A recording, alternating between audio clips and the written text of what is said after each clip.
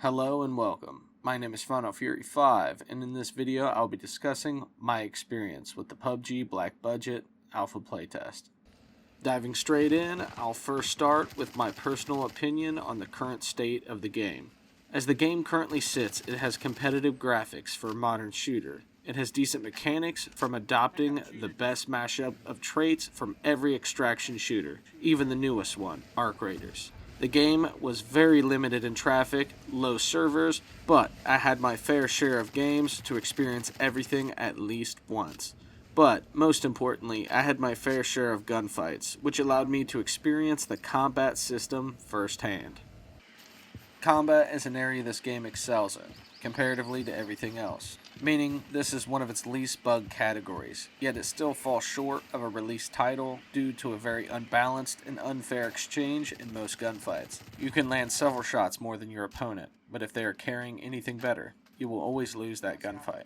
They balance combat to the guns and not to the player's skill, leaving shotguns and SMGs severely underpowered compared to rifles, which is realistic but drastically affects the flow of the game due to the economy because rifles and their accessories are very expensive in the in-game marketplace, leaving new players at an extreme disadvantage.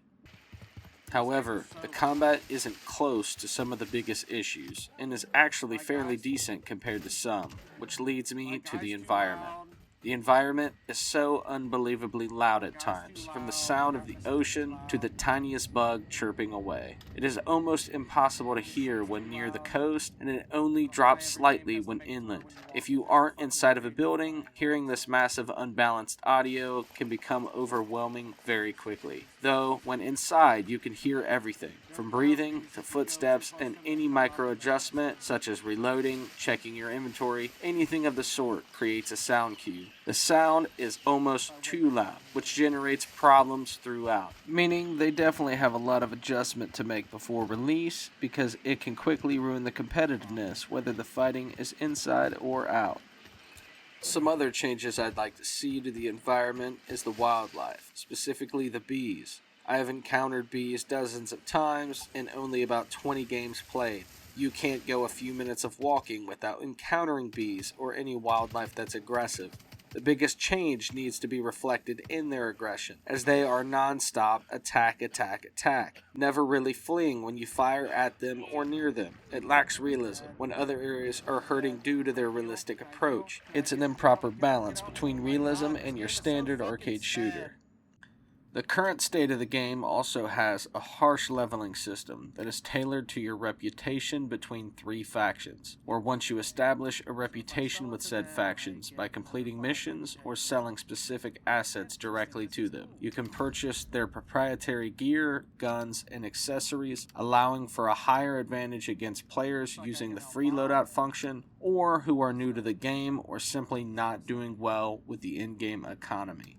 The current state of the game has currency being a drastic issue if you fall short in extraction just a couple of times. But, as mentioned before, there is a free loadout function, which is a massive win for new players, which stems from their adoption of mechanics from Arc Raiders. Though, as stated, this free loadout is very limited, resulting in many lost gunfights due to a massive unbalanced damage and armor system. Headshots being the main cause due to their limited damage multiplier, as seen in my experiences. Diving into the settings, there are some minor changes I'd like to see, but I feel they would greatly help and fix a lot of the issues I personally have with the game. I noticed a very prominent bug with the keybinds on keyboard, where vaulting is auto-defaulted to spacebar, even if you change it. In my case, I changed it to E, but it stayed as the default as spacebar throughout the entirety of my playthroughs. Another setting I'd like to change would simply be toggle lean, because the current game only has hold to lean, which is generally the less popular between the two choices, and yet it simply isn't a choice. Then lastly, like I stated before, audio is an issue. So an audio slider to adjust the audio levels for ambient sounds, wildlife, and everything should be adjustable. Preferably a dual slider for both regular audio and audio with an in-game headset that dampens gunfire but also heightens and lowers certain audio levels on its own.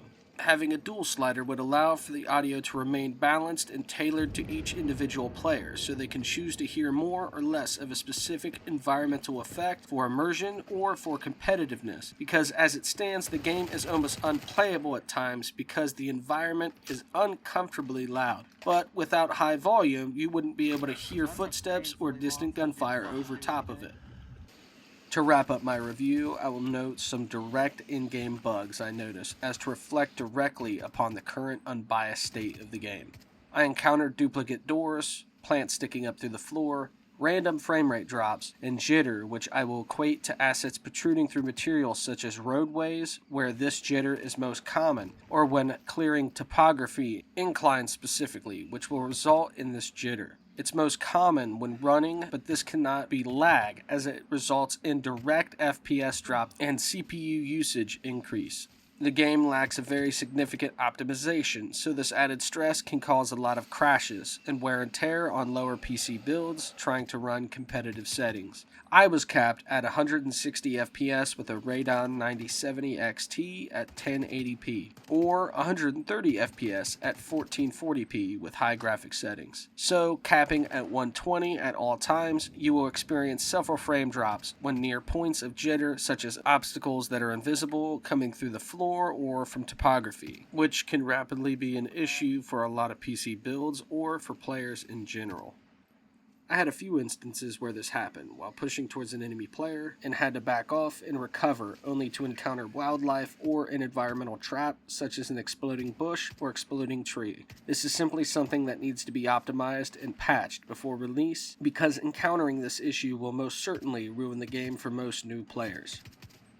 However, with everything considered, for an alpha, this game is already showing me great signs of life. It is playable as it stands, is enjoyable most of the time, though I encountered several situations due to the bugs, glitches, or poor game design and balancing that made me want to quit. I encountered many gunfights I should have won, had many enemies I should have heard or seen, had dozens of encounters with wildlife I should have been able to avoid or quickly handle that went south. Simply put, it needs work, but the bones are there. The engine is performing well, the entire atmosphere of the game feels great, and it has great ideas and understanding of which aspects to use and which to ditch from every other extraction shooter. I have high hopes for it, but the developers will have their hands full with this launch, and especially after I feel the complaints will line up around the block when it comes to balancing. Though, I expect it to do well, so when it does release, even for a beta, I recommend you give it a try just to see for yourself. As it stands, I would give it a solid 6 out of 10 if it was released right now, so it has potential to be a 10 if they play their cards right upon release.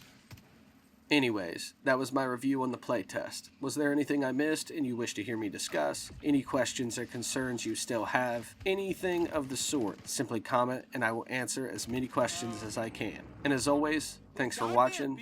Deuces.